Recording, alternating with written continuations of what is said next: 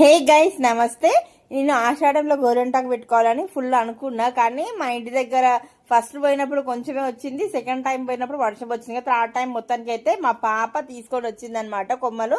ఇంకా మేము మంచిగా కూర్చొని ఒక్కొక్కటి ఆకులు దింపి మంచిగా అయితే మిక్సీకి పడుతున్నా.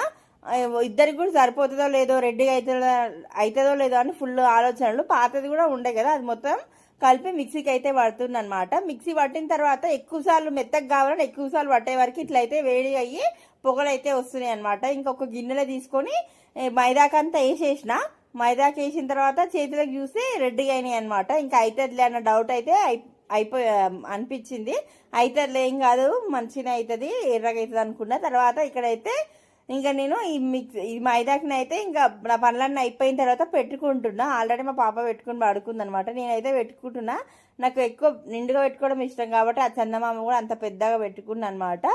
పెట్టుకున్న తర్వాత మార్నింగ్ మధ్యరాత్రి లేచి ఎప్పుడు కడుక్కున్నా నాకైతే గుర్తుకులేదు, ఎందుకంటే నిద్ర మబ్బులా ఇంకా చేతికి కడుక్కున్నాను అనమాట. ఇంతవరకు అయితే రెడ్ అయిపోయింది. ఆరెంజ్ కన్నా కొంచెం రెడ్గా అయ్యింది అనమాట, ఎర్రగా అయ్యింది. తర్వాత ఇక్కడ కాళ్ళకు కూడా మైదాకు పెట్టుకొని కాళ్ళకు కవర్లు కట్టుకొని అనుకున్నాయి, ఎందుకంటే ఒంట్లో వేడి మొత్తం తగ్గాలని. తర్వాత ఇది నెక్స్ట్ డే టింకుకు పెడుతున్నా, ఎందుకంటే టింకు కూడా కొంచెం వాడికి చరిచిన దానికి కొంచెం ఎగిన దుంకినా అదే బాగా చెమటలు వస్తాయి అనమాట.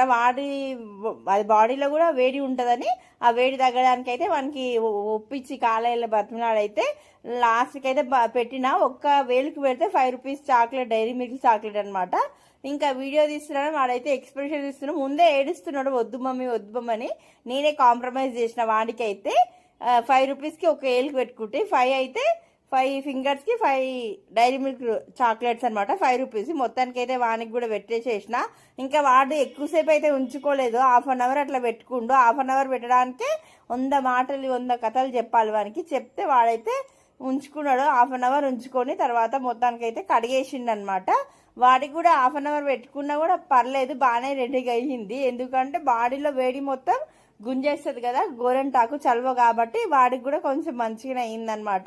ఇంకా నేను ఫ్రిడ్జ్ నుంచి తీసి పెట్టడం వల్ల వాడైతే ఆ ఎక్స్ప్రెషన్స్ ఇస్తుండ్రు, చల్లగా ఉంది చల్లగా ఉందని.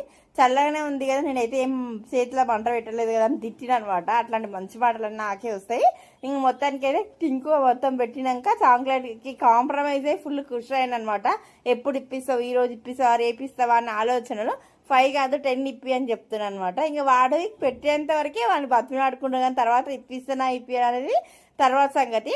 తర్వాత ఇక్కడ వచ్చేసి వాడు హాఫ్ అన్ అవర్ ఉంచుకొని మొత్తానికి అయితే కడిగేసిండు. చూసిరు కదా వాడికి కూడా ఆరెంజ్ కలర్లో అయింది. ఇంకా మేమిద్దరం నేను ముందు చూపిస్తే వాడు వెనకేసి ముందు అయితే చూపిస్తుండే.